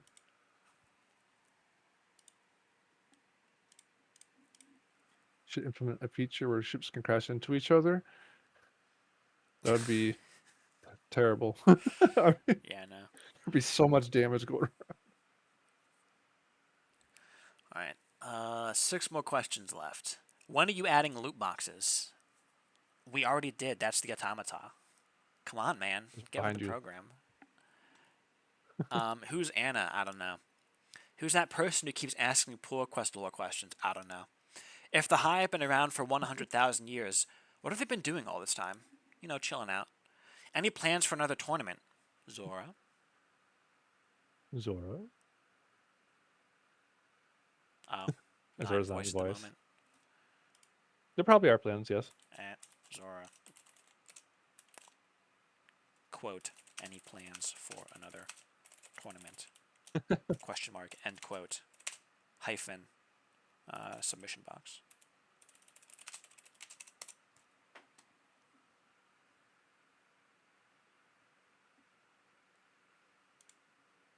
Yeah, Doom says we're at the point now where buffing fighters anymore makes them excessively strong and too difficult to play against. Yeah. Yeah. We don't want to repeat the same thing we did with missiles. Oh, just keep buffing them, just keep buffing them, just keep buffing them. Eventually people will use them. Oh crap, now it sucks to play against them. Something gift bringer. Yeah. Yeah, that is something to keep in mind in terms of the balance of the game. Every ship and outfit you can have, or that the enemy can have, you can have. And vice versa, Mhm. of course. So we want to have things be balanced in such a way that they're fun for the player to use. Boss Man says not all of them. Well, with few exceptions, I should say. But we want it to be that we want the balance of the game to be in such a state that it's fun for the player to use these things, but not super excruciating to have them be used against you.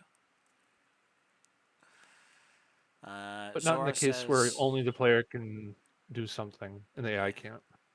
Giftbringer is one of my favorite combat missions. Yeah, it's great. Zora says future community events are pending on me getting my stuff together, since I'd like to establish the event team before we get too deep into another one. I'd rather not tournaments. I'd rather the tournaments not get juggled comboed for 2 months straight again. Okay.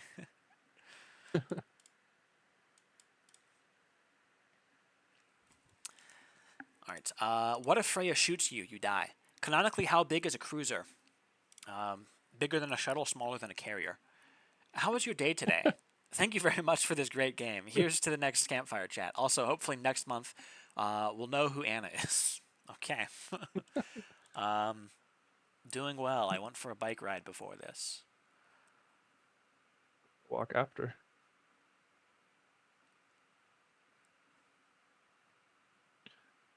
All right, that concludes the submissions Yes. No in more the submissions, Google please. We're at the end. Docs.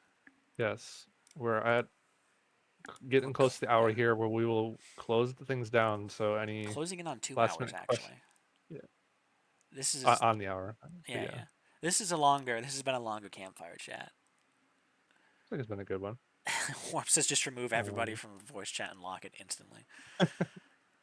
No, it's last minute question time, and otherwise not in the Google sheet. We're not reading that anymore. What are the odds that Continuous eats your kitten? Never zero. Huh. I said it first. You typed it first. You did not say it first. Bro. Semantics.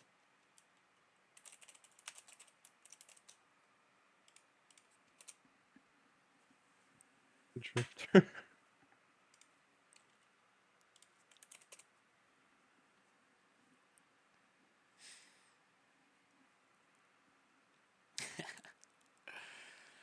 Yeah, so this is the point now where we rapid fire the final questions in the Discord chat. No questions on Twitch. I have been checking. I did see Wurzel was there though, so hello to him. Yeah, so that's. If you mention the Republic campaign, we're banning you. At this point, no.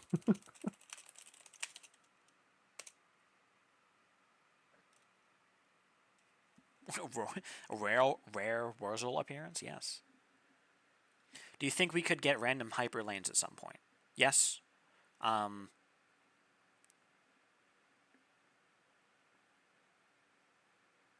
When? I don't know that. Okay, tomorrow? No. I don't want to work on that right now. Somebody else could work on it. If someone can do them in a way that isn't terrible, yeah.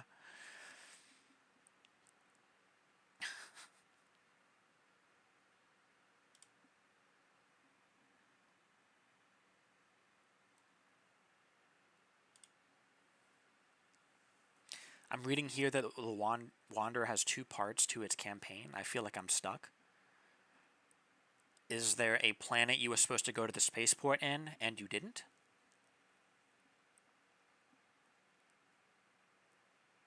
Yeah, we can talk about that after the fact. We don't need to hold up the the Campfire chat for that. Can you connect Chiron to any other system so that it's not the most worthless planet in the galaxy? I mean, something has to be No, the I like worthless it planet there. in the galaxy. Zuber says, I'll swear I'll get to it. Display log entries to remind players of blocked missions. Didn't we have a... I know there have been some issues around this.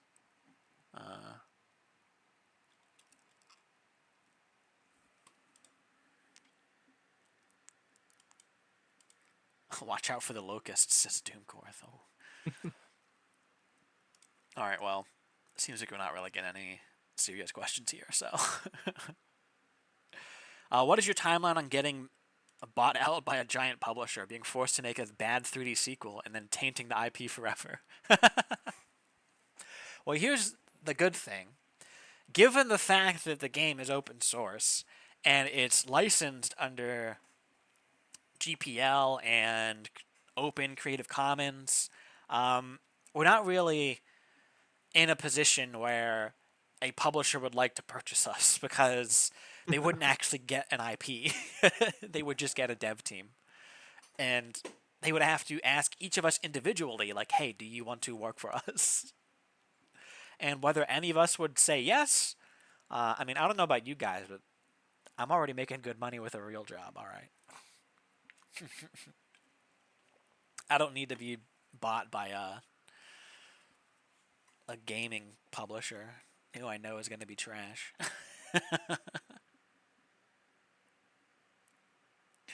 Zipper says all they have to do is promise to write the Navy campaign and everyone will jump on board. Yeah. I think you're missing some stuff to the story here. They're not going to just ask us to make a bad 3D sequel. They're also going to change the engine that we use partway through. So we're going to start it in C++, just like we use right now. But then they're going to be like, no. We need to do this in Unity or Unreal. All right? And then they're going to hire a completely separate company to do the port. All the while, we're going to be releasing trailers that look great. And people are going to be asking, why isn't the game out yet? I'm fairly sure that Unity and Unreal use C++. I don't know about Unreal. I know Unity uses C#, not C++. But then we're going to go millions of dollars in debt, and the game will never come out. And then the previous owner, MZ, is going to come out of nowhere and be like, hey, I will give $25 million of my own money. Does anyone know what I'm referring to yet?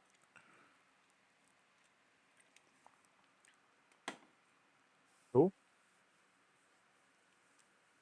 No, this is Warpcore. Hightail. MZ has $25 million. I don't know, does he? Hightail.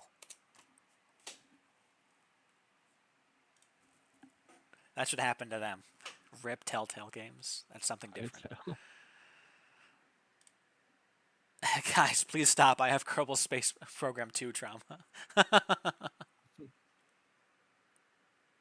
Yeah, dude. Hightail.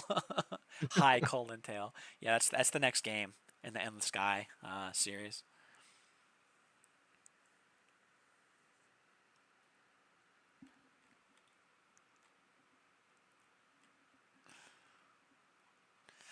I didn't follow the KSP stuff. Did they have the exact same thing happen to them as Hightail?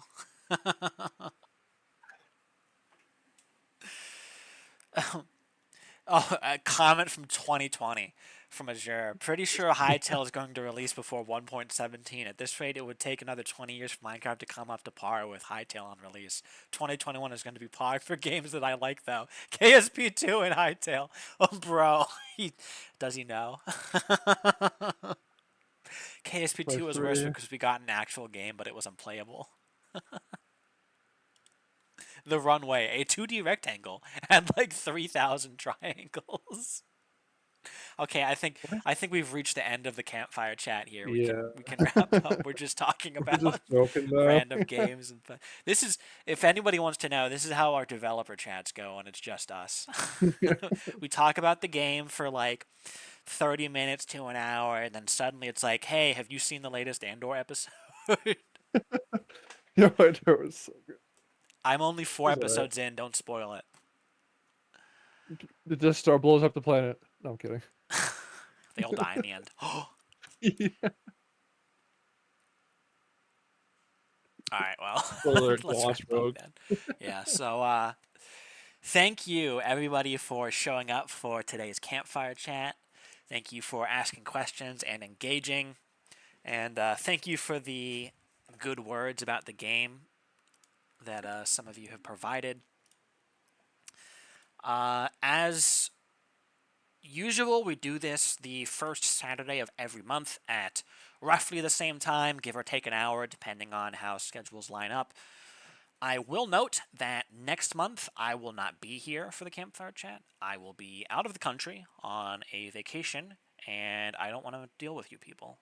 Oh, So wow. no, no.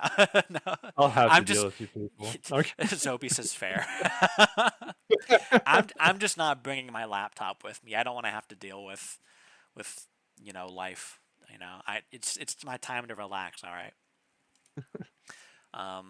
But because I'll of that, probably it's be up to here. the other guys here for somebody Yeah. else to host the actual Campfire Chat.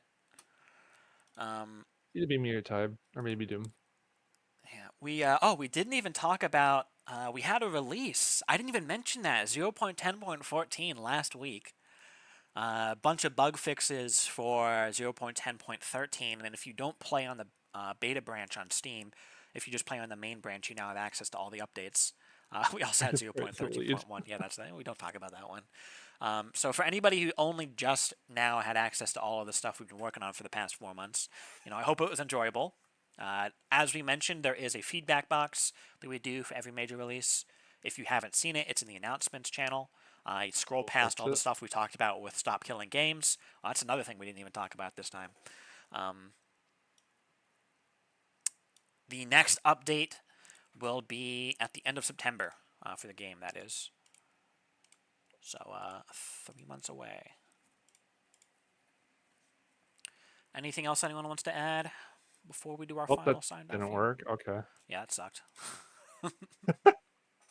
Anyways. A remnant question, says Anna, question mark? We'll never know. That's going to be a mystery.